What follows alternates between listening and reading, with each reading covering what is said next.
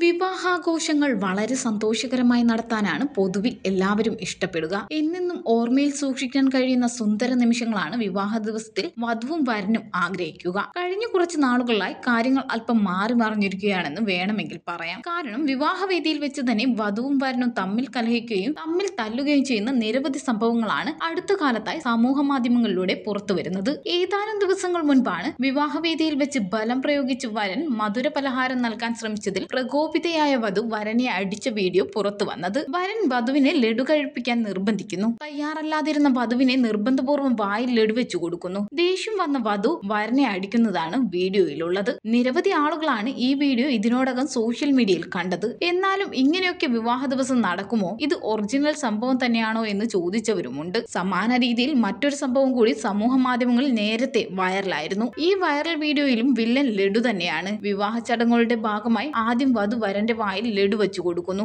അയാൾ അത് പകുതി കഴിച്ചതിനു ശേഷം ബാക്കി വധുവിന്റെ വായിൽ വെച്ചു കൊടുക്കുന്നു. എന്നാൽ അത് അത്ര ഇഷ്ടപ്പെടാതെ വധു വരന്റെ കൈ തട്ടി മാറ്റുന്നുണ്ട്. വരൻ വധുവിനെ നിർബന്ധിച്ച് ലഡു കഴിപ്പിക്കുന്നതും കാണാം.